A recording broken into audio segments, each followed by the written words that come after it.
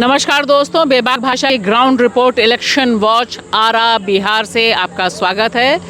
इस बार बिहार राष्ट्रीय राजनीति में बहुत बड़ी भूमिका निभाने जा रहा है और इसे लेकर किसी को भी शक नहीं है। यहाँ तक कि प्रधानमंत्री नरेंद्र मोदी को भी यह पता है कि बिहार इस बार दूसरे ढंग की तस्वीर पेश करने जा रहा है और जिस तरह से वे बक्सर से लेके तमाम जगहों पे चुनाव प्रचार कर रहे हैं, उससे इस बात की आहट मिल रही है कि बिहार में जो महागठबंधन है वह एक बड़ी भूमिका अदा कर रहा है। 2019 में यहाँ पर एनडीए का 40 सीटों में से 39 सीटें थीं और इस बार जो माहौल है और जिस तरह से महागठबंधन में तेजस्वी और भाकपा माले का जो गठबंधन है उसने बहुत बड़े मुद्दों को सामने रखा है। उसमें मैं इसमें कही हूँ आरा में सुदामा प्रसाद महागठबंधन के कैंडिडेट हैं। भाकपा माले के बहुत पुराने मजे हुए किसान नेता हैं और सुदामा प्रसाद जिस तरह से आरके सिंह से भिड़ंत ले रहे हैं और जिस तरह से एक ज़मीन पर दूसरे ढंग की लकीर खींचने की कोशिश हो रही है, उसमें ज़रूरी है कि यहाँ पर इस पक्ष को जानना और क्या जो मुद्दे उठाए जा रहे हैं महागठबंधन द्वारा वे वाकई नीचे तक पहुँच रहे हैं, उसे टटोलना ज़रूरी हो जाता है। आइए मेरे साथ देखिए कि आरा का ताप, आरा का स्वर क्या कह रहा है। यहाँ का जो चुनाव है, इस बार की चुनाव रोजगार, शिक्षा और स्वास्थ्य पर है। जिस तरह से मोदी जी ने सत्ता में आने से पहले युवाओं को लुभाए कि हम आएंगे तो प्रत्येक वर्ष 2 करोड़ रोजगार देंगे, लेकिन इन्होंने उसके हिसाब से उसका ऑपोजिट इन्होंने रोजगार को ही ख़त्म कर दिया। और देश में बेरोजगारी आज आज़ादी के 75 साल जहाँ अमृत महोत्सव मना रहे हैं वहाँ पर बेरोजगारी चरम सीमा पर है। तो इस बार का जो चुनाव है, जो महागठबंधन ने बिहार का सरकार बना तो तय कर दिया और देश की रूपरेखा को बदल दिया कि रोजगार पर देश की चुनाव, स्वास्थ्य पर और शिक्षा पर चुनाव होगी। आरा में मेन लड़ाई है रोजगार का। रोजगार चाहिए, समझिए। और यहाँ रोजगार कुछ है ही नहीं, कोई फैक्ट्री नहीं है। यहाँ आरके सिंह ऊर्जा मंत्री रहे, लेकिन मैडम कुछ भी यहाँ पर कोई एगो रोजगार के बारे में सोचे ही नहीं कि लोग को इतना बेरोजगारी है, कैसे इसको दूर किया जाए। वो चाहते तो कुछ यहाँ पर फैक्ट्रियाँ बढ़ती, लेकिन यहाँ कुछ भी नहीं हुआ। हमारे यहाँ तो बहुत साल से भाजपा की ही सरकार ऊर्जा प्रदेश बनाने का नारा लगा रही है और उसमें हम लोगों ने देखा कि 2 साल पहले, 3 साल पहले जोशीमठ में एक टनल के भीतर 204 मज़दूर दब करके मर गए। तो जिस वक्त लोग ये मांग कर रहे थे कि जल्दी से जल्दी मज़दूरों को निकाला जाए, ये संभावना थी पहले दिन कि कुछ लोगों को ज़िंदा बाहर निकाला जा सकता था, दूसरे दिन, तीसरे दिन, लेकिन आज तक वो 204 लोग नहीं उस टनल से बाहर निकाले जा सके हैं। वो सेंटर का पावर प्रोजेक्ट है, एनटीपीसी का पावर प्रोजेक्ट है। तो आरके सिंह साहब केंद्रीय ऊर्जा राज्य मंत्री हैं। वहाँ जब मज़दूर फंसे तो हमारे ही साथी जो इस समय नालंदा से चुनाव लड़ रहे हैं, पालीगंज के विधायक हैं संदीप सौरभ, तो पटना के एक इंजीनियर भी उस सुरंग के अंदर फंसे। तो संदीप सौरभ ने तो हमको फ़ोन किया, डिस्ट्रिक्ट मजिस्ट्रेट चमोली को फ़ोन किया कि भाई वो इंजीनियर को निकालने का इंतज़ाम किया जाए। लेकिन बिहार के ही मंत्री जी हैं, वो जब सुरंग के मुहाने पर गए तो उन्होंने जो पहला वक्तव्य दिया, उन्होंने कहा कि हमारी प्राथमिकता ये है कि परियोजना शुरू होनी चाहिए। लोग निकलें कि नहीं निकलें, मज़दूर, इंजीनियर सब उस सुरंग के भीतर फंसे थे, वो निकलें कि नहीं निकलें ये उनकी प्राथमिकता नहीं थी।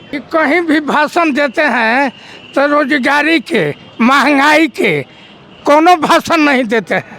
क्या भाषण देते हैं कि लालू का परिवार सब है, यही तो भाषण देते हैं। मोदी जी की बात कर रहे हैं।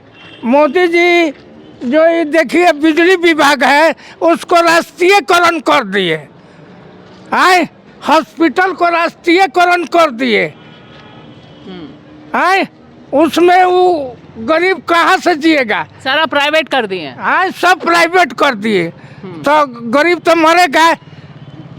ये अथी से पोल से गिर जाता है तो उसको कुछ नहीं मिलता। इस बार देश का हर तबका, छात्र ही नहीं, हर तबका, मज़दूर किसान से लेके या वर्किंग क्लास जो है या खेतों में काम करने वाले जो मज़दूर हैं, जो डेली वेजेस जो मज़दूर हैं, सबको लग रहा है कि मोदी सरकार ने 10 साल में हमको ठगा है और ठगा हुआ महसूस कर रहे हैं। तो इस बार लोगों ने, और ये गांव-गांव से आवाज़ आ रही है, छात्रों कह रहे हैं कि हम सब ने ठाना है कि इस बार मोदी सरकार को भगाना है। आरजेडी का ज़्यादा खर्च है, आरजेडी का बाल बच्चा है, शादी ब्याह पढ़ाता लिखाता है, उसमें खर्च होता है।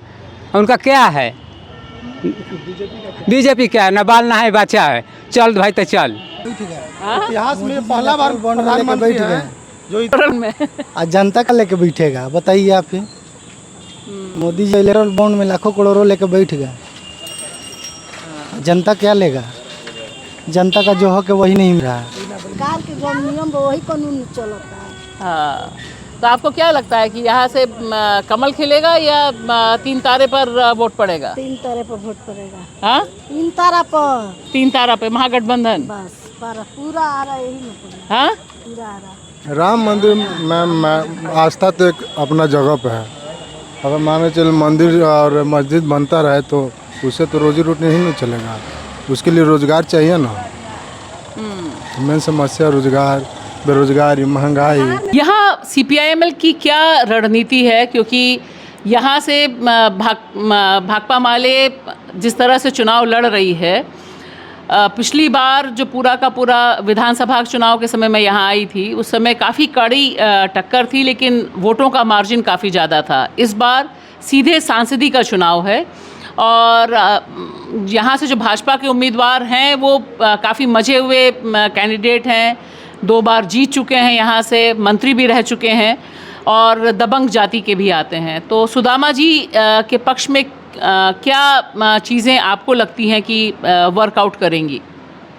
इसमें 2 बात है। पहली बात तो ये कि जो पिछला लोकसभा चुनाव हुआ था उसके बाद 2020 में विधानसभा का चुनाव हुआ और न सिर्फ आरा में बल्कि पूरे शाहाबाद में बीजेपी की स्थिति बहुत ख़राब रही। आरा संसदीय क्षेत्र में भी हमारे तमाम वोटों को जोड़ लिया जाए तो हमको 50,000 वोटों का मार्जिन था।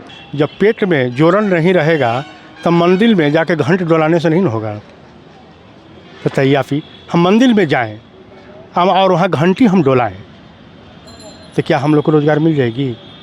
जाकर भगवान जी से क्या वोट पड़ेगा इस पर? वोट इस पर नहीं पड़ने जा रही है, वोट पड़ेगा रोजगार पर, ये मैडम तय है।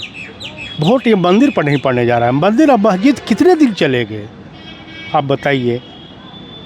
मंदिर मस्जिद से हो जाएगा? हम लोग को रोजगार मिल जाएगी? यहाँ पर न्यू एजुकेशन पॉलिसी लाकर जहाँ पर 3 साल का ग्रेजुएशन हुआ करता था 4 साल का हो गया, जो प्रत्येक सेमेस्टर वाइज कर दिए उन्होंने। जहाँ पर पहले गरीब बच्चे जो थे ग्रेजुएशन करने में करीब 5,000 से 4,000 के अंदर में कर लेते थे, लेकिन न्यू एजुकेशन पॉलिसी लाकर इन्होंने गरीब बच्चों को शिक्षा से वंचित करने का काम किया। मंदिर बनाए, सुप्रीम कोर्ट ऑर्डर दिया तब न बना, नहीं सुप्रीम कोर्ट ऑर्डर देता तो बनता। जो छात्र पढ़ रहे हैं केवल एक क्लास के नहीं, ये हर जाति समाज के लोग हैं। तो इस बार जो लोग सोचते थे, इवन मोदी समर्थक भी, जो उस घरों से जो आने वाले परिवार हैं, उनके घरों में भी इस बात की चर्चा है कि हमारे बच्चे क्या करेंगे, हमारे बच्चे के भविष्य कहाँ है और क्या हो रहा है। इस बार भी जो इन्होंने माहौल बनाया था विकसित भारत का और भारत को पहले स्थान पर पहुँचाने का, तो वो उसी तरह से फेल होगा। तो यही फ़र्क है। और दूसरी बात है कि माहौल बिल्कुल ही बदला हुआ है। हमारे पक्ष में सबसे बड़ी बात है कि हमारा महागठबंधन जो है ये और बड़ा हो गया है। हिंदू मुसलमान से कहा है जिसको जहाँ देना है दीजिए, लेकिन हम लोग गठबंधन का देंगे।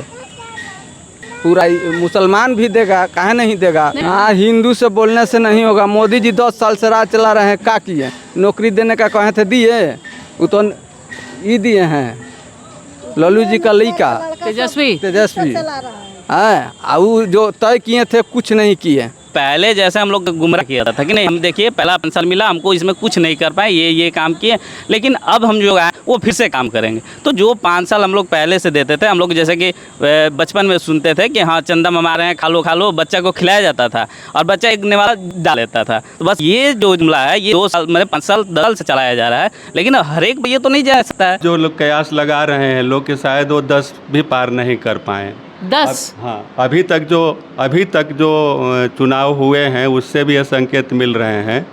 शुरू में ऐसा लग रहा था कि वो मामला 50-50 का रहेगा, लेकिन अब लग रहा है कि और बहुत सारी सीटें हम लोग देख रहे हैं कि जो 8वें चरण की और बाद के चरण की जो जिसमें हम लोग चुनाव लड़ रहे हैं और उसके पहले भी, तो बहुत सारी सीटों पे इनकी स्थिति बहुत ही ख़राब होती जा रही है। अग्निवीर का सवाल भी एक बड़ा इशू है लोगों के लिए कि फ़ौज की नौकरी जो लोगों के लिए एक स्थायी तरह का संबल होती थी, वो हमारे राज्य उत्तराखंड में भी है कि वहाँ चूँकि ये परंपरा रही कि हर आदमी, लगभग हर परिवार से एक आदमी है जो फ़ौज में है।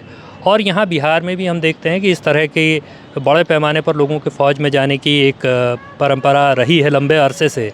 तो अब फ़ौज ही जो है ठेके की फ़ौज हो गई है, भाड़े के सैनिक हो गए हैं। इस बार की जनता ने तय कर लिया है कि जब हम 2 बार, एक बार 39 सीट दिए, एक बार 40 सीट दिए हम, लेकिन उसके बावजूद भी बिहार के लिए उन्होंने कुछ नहीं किया। इन्होंने बोले थे कि बिहार को विशेष राज्य का दर्जा देंगे, कुछ नहीं किया। और वर्तमान हमारे जो आर के सांसद हैं, ये एक ऐसे सांसद है जो 40 सांसद जो बिहार के, उनमें सबसे निचले स्तर पर अपने विकास फंड को खर्च करने में पाए जाते हैं। मात्र 95 लाख ही खर्च किए। इस पे वोट पड़ेगा, एकदम वोट पड़ेगा। मैंने बिहार, भोजपुर के छात्र नौजवान पूरा बोल रहे हैं। काराकाट, नालंदा और आरा, इसके अलावा हमको एक सीट झारखंड में मिली थी, कोडरमा, जहाँ चुनाव हो चुका है। तो इन तमाम सीटों पे हम जीत दर्ज करेंगे। हमारा स्ट्राइक रेट बहुत अच्छा रहा है।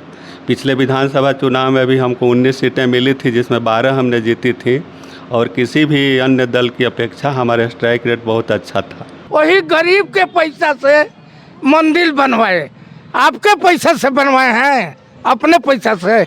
हमारे इनके समाज के लोग के पैसा लेके, गरीब के पैसा लेके जो मजदूरी करता है, ठेला चलाता है, उसको पैसा लेकर ही मंदिर बनवाए हैं।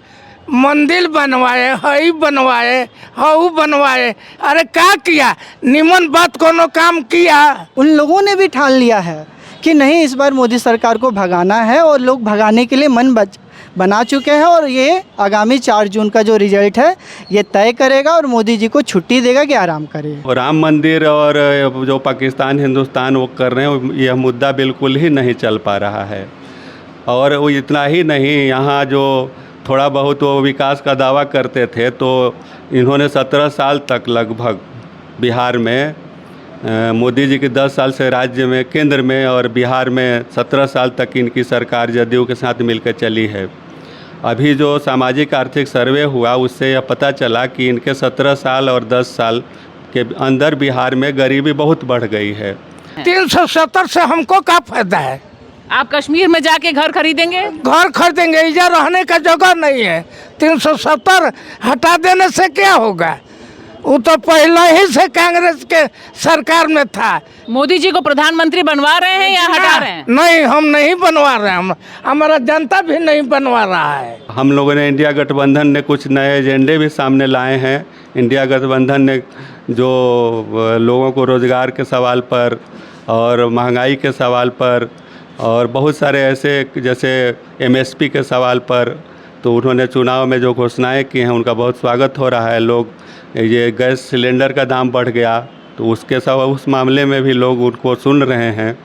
और किसी भी सभा में, किसी भी मीटिंग में जहां हम लोग कर रहे हैं, नौजवान और जो आम लोग हैं, आम नागरिक लोग हैं, वो सब लोग बहुत गौर से इन सवालों को सुन रहे हैं। बड़ी बड़ी सभाएं हो रही हैं। 18 साल का आर्मी में, फौज में जाया करते थे, इन्होंने 4 साल कर दिया, वो ठेके पर कर दिया। उसको शहीद का दर्जा नहीं दिया जा रहा है।